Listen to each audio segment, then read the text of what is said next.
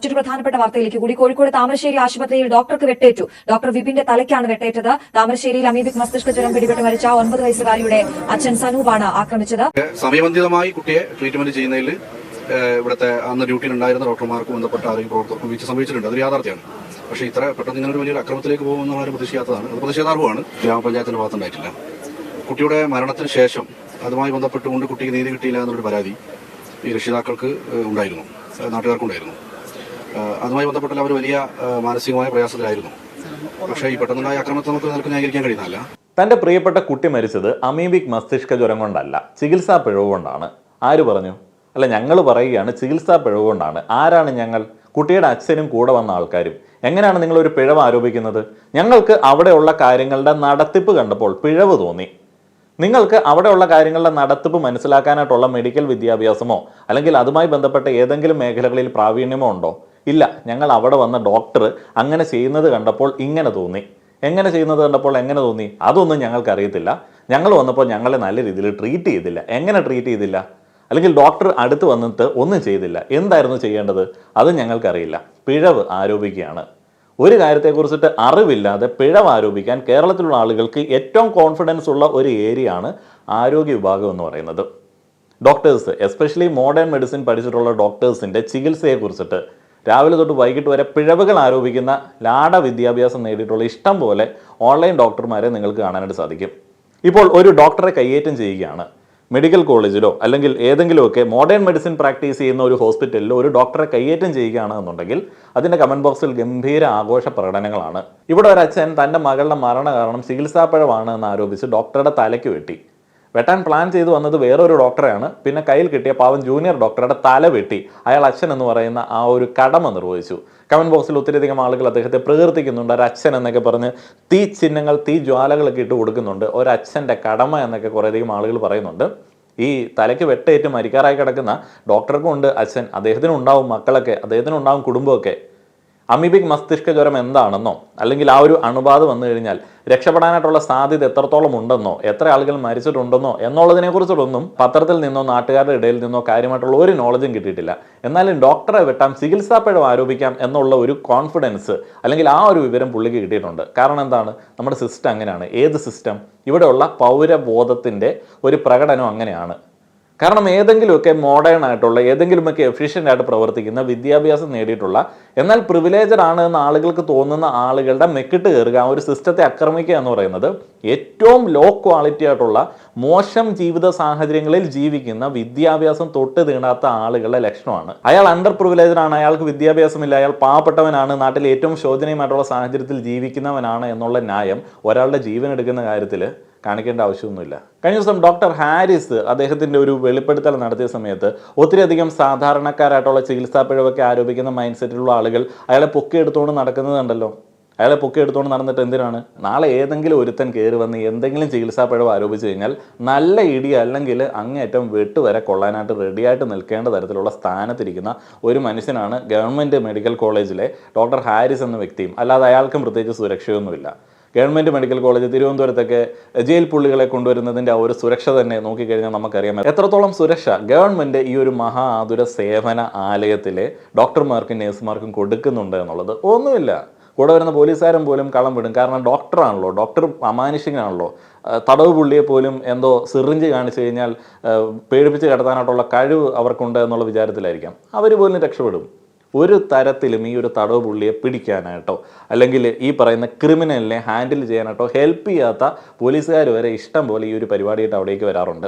വഴിയിൽ കിടക്കുന്ന ആളുകൾ അല്ലെങ്കിൽ നാട്ടിലെ ആതുര സേവനത്തിൻ്റെ ഒരു പവർ കാണിക്കണമല്ലോ, അതുകൊണ്ട് എവിടെയെങ്കിലും കൊണ്ടേ മറച്ചിടണമല്ലോ. അതിനുവേണ്ടി മറവ്, ജീവനുള്ള ആൾക്കാരെ മറവ് ചെയ്യാൻ വേണ്ടി വരെ കൊണ്ടിടുന്ന സ്ഥലമാണ് ഈ മെഡിക്കൽ കോളേജുകൾ എന്ന് പറയുന്നത്. അത്ര ശോചനീയമാണ്.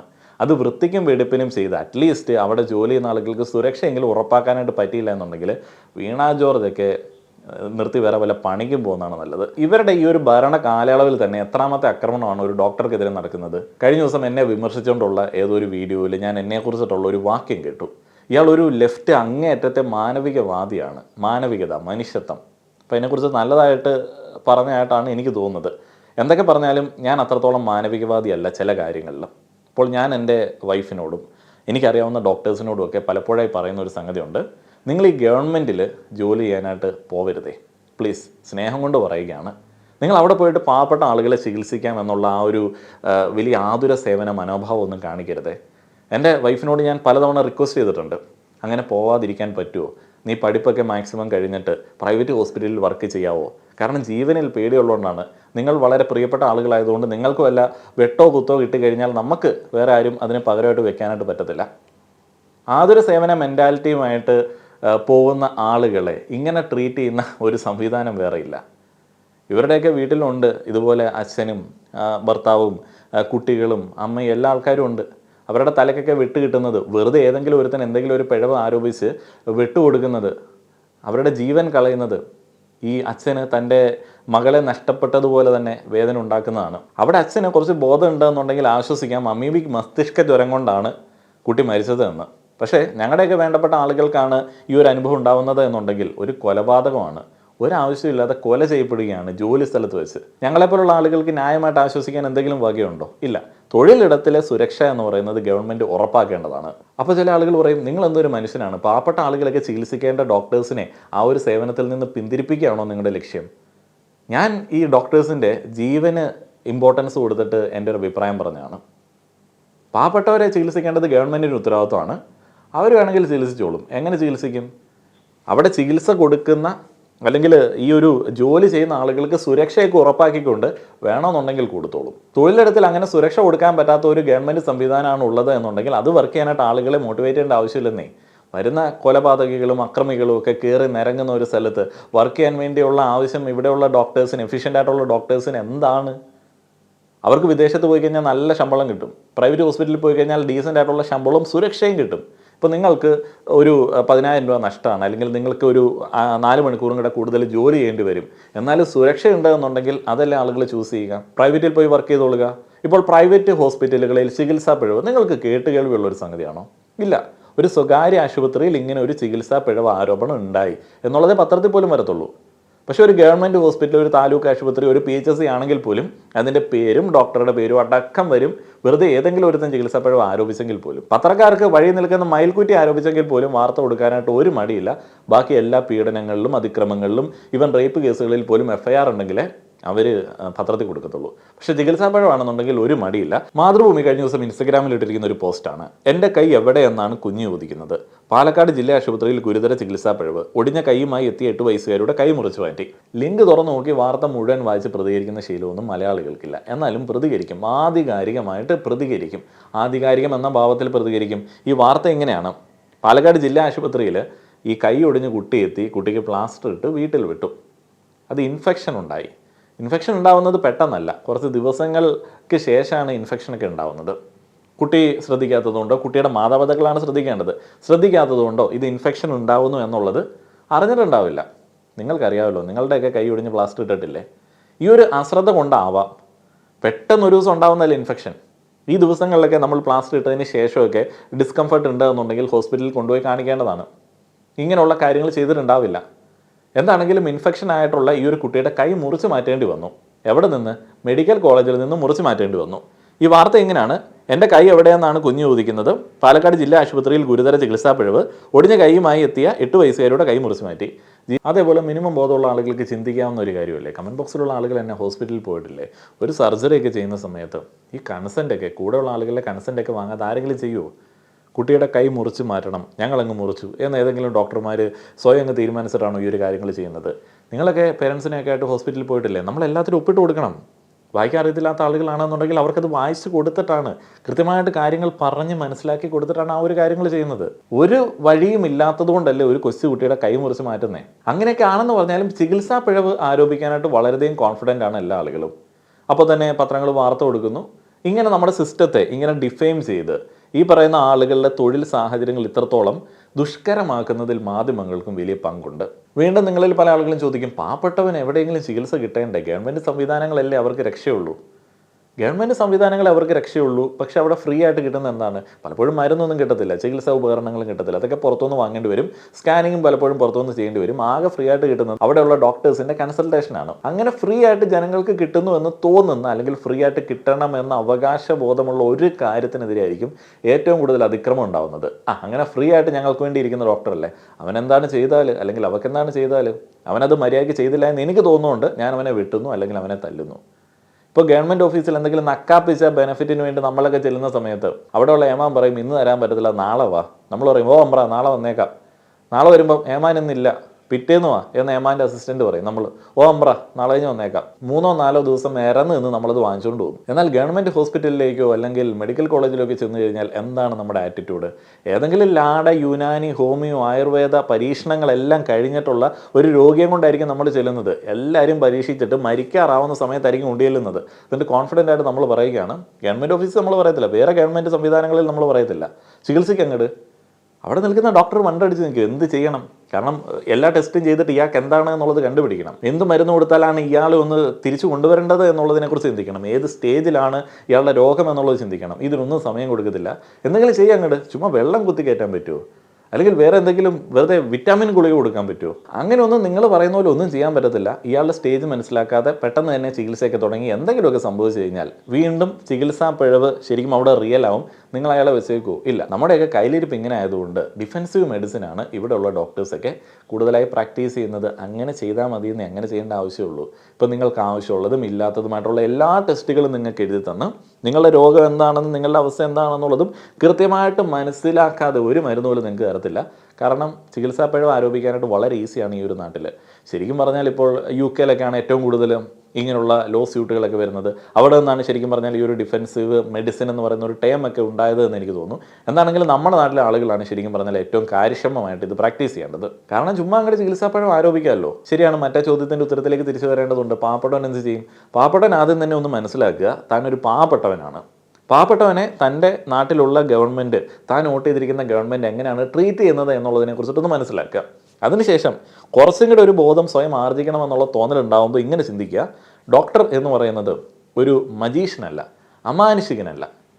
ഒരു കെട്ടിടം ഉണ്ടാക്കി വെച്ചിട്ട് അയാൾ അവിടെ കൊണ്ട് ഇരുത്തി കഴിഞ്ഞാൽ നിങ്ങളുടെ എല്ലാ രോഗവും ഭേദമാകാനായിട്ടോ എല്ലാ ജീവനും രക്ഷിക്കാനായിട്ടോ ഉള്ള ഒരു അമാനുഷിക പവറൊന്നും അദ്ദേഹത്തിനില്ല. മരുന്ന്, ആശുപത്രി സംവിധാനങ്ങൾ, നിങ്ങൾ അവിടെ എത്തിയ ടൈം, നിങ്ങളുടെ രോഗത്തിൻ്റെ അവസ്ഥ, മെഡിക്കൽ സയൻസിൻ്റെ വളർച്ച, അതിൻ്റെയൊക്കെ അടിസ്ഥാനത്തിൽ മാത്രം പരിമിതമായിട്ടുള്ള സൗകര്യത്തിൽ നിന്ന്, അയാളുടെ എക്സ്പീരിയൻസിൽ നിന്ന് നിങ്ങളെ ചികിത്സിക്കാനായിട്ടുള്ള വഴിയേ ഉള്ളൂ.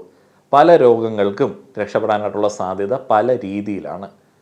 ചികിത്സാ പിഴവ് എന്നൊക്കെ പറയുന്നത് നമ്മുടെ നാട്ടിൽ റെയറസ്റ്റ് ഓഫ് റെയർ ആണ്. ഗവൺമെൻറ് സംവിധാനങ്ങളിൽ പണിയെടുക്കുന്ന പല ഡോക്ടേഴ്സും മികച്ച ഓഫറുകൾ പ്രൈവറ്റിൽ നിന്ന് വന്നിട്ട് വേണ്ട എന്ന് വെച്ചിട്ട് പണിയെടുക്കുന്ന ആളുകളാണ്. പാവപ്പെട്ടവൻ വീണ്ടും മനസ്സിലാക്കുക, നിങ്ങളെ ചികിത്സിക്കാനായിട്ടോ നിങ്ങളുടെ ജീവനോ നിങ്ങളുടെ ആരോഗ്യത്തിനോ പ്രയോറിറ്റി കൊടുക്കാനായിട്ടോ ഒരു സംവിധാനമൊന്നും പ്രോപ്പറായിട്ട് ഇവിടെ ഇല്ല എന്നുള്ളത് നിങ്ങൾക്ക് മനസ്സിലായല്ലോ. അത് ഡോക്ടർ വീട്ടിൽ നിന്ന് കൊണ്ടുവരേണ്ട സംഗതിയൊന്നുമല്ല. അതിവിടെയുള്ള ആരോഗ്യ വകുപ്പൊക്കെ ഉണ്ടാക്കി കൊടുക്കേണ്ടതാണ്. അതിൽ കാര്യമായിട്ടുള്ള ഒരു പുരോഗതിയും ഈ വീണ ജോർജ് വന്നതിന് ശേഷം ഒന്നും ഉണ്ടായിട്ടൊന്നുമില്ല. അപ്പോൾ പുള്ളിക്കാരി മറ്റേ ഈ ഫാർമസി പോയിട്ട് മരുന്നില്ലേ എന്ന് അവിടെയുള്ള ആൾക്കാരോട് ദേഷ്യപ്പെട്ട് ചോദിക്കുന്ന ആ ഒരു കപടത മാത്രമേ ഉള്ളൂ ഈ ഒരു സിസ്റ്റത്തിൽ മൊത്തം. നിങ്ങൾ ചെയ്തു വെക്കേണ്ടത് എന്തെങ്കിലുമൊക്കെ ഗതി ഉണ്ട് എന്നുണ്ടെങ്കിൽ വല്ല ഹെൽത്ത് ഇൻഷുറൻസ് ഒക്കെ എടുത്ത് വെച്ചോളുക.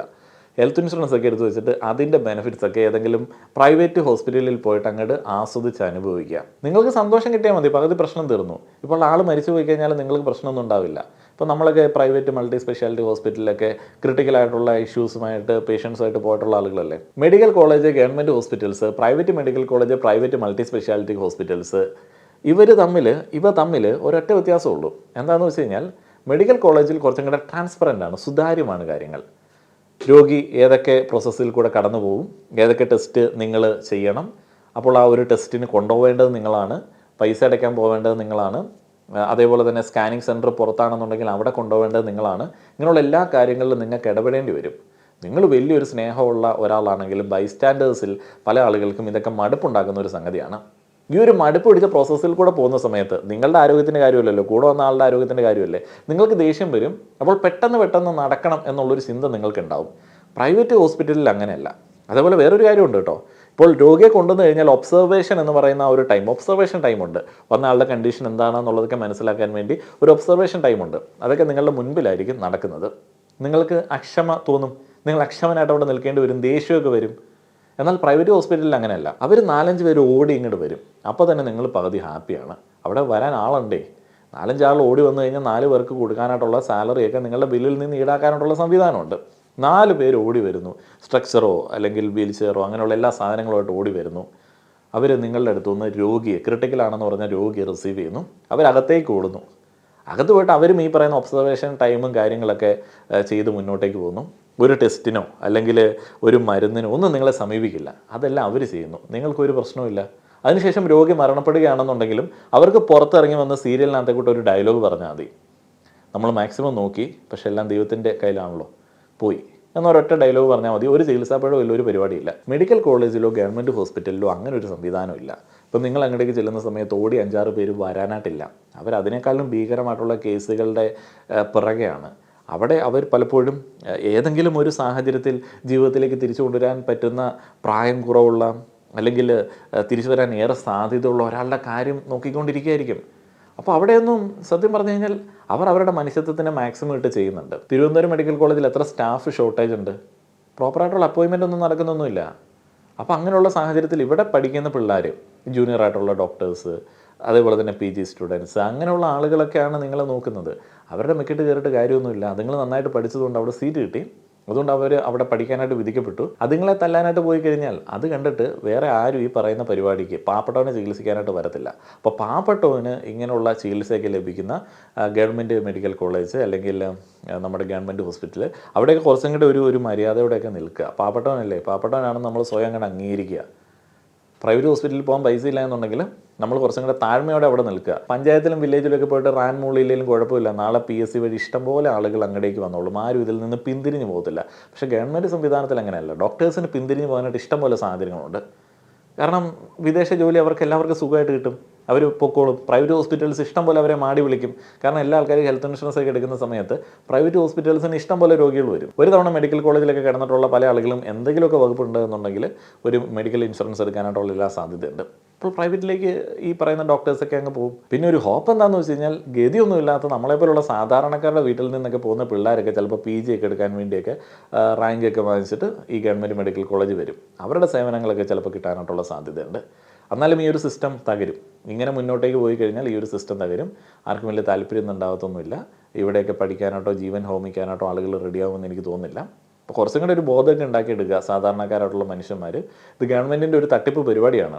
ഈ പറയുന്ന പാവപ്പെട്ട കുറച്ച് ഡോക്ടേഴ്സിനെയും ജൂനിയർ ഡോക്ടേഴ്സിനെയൊക്കെ ഇട്ടിട്ട് എങ്ങനെയെങ്കിലുമൊക്കെ പാവപ്പെട്ടവനെ അങ്ങോട്ട് ഉണ്ടാക്കിയേക്കാം, പാവപ്പെട്ടവനെ അങ്ങോട്ട് സേവിച്ചേക്കാം എന്നൊക്കെയുള്ള ഒരു വ്യാജന നടത്തുന്ന ഒരു പരിപാടി. തൊഴിലിടത്തിൽ സുരക്ഷ കൊടുക്കാൻ പറ്റത്തില്ല എന്നുണ്ടെങ്കിൽ അത് തുറന്ന് സമ്മതിച്ച് ഈ ഒരു പരിപാടി നിർത്തുക. വല്ല കേന്ദ്രത്തിലൊക്കെ റിക്വസ്റ്റ് ചെയ്യുക, ഞങ്ങൾക്ക് മെഡിക്കൽ കോളേജ് നടത്താനായിട്ട് പറ്റത്തില്ല കേട്ടോ, നിങ്ങൾ എന്തെങ്കിലും ചെയ്യുക എന്നൊക്കെ ഉള്ള രീതിയിൽ റിക്വസ്റ്റ് ചെയ്യുക. അല്ലാതെ ഇപ്പോൾ എന്ത് പറയാനാണ് ഈ വീണ ജോർജിനോടൊക്കെ. നന്ദി.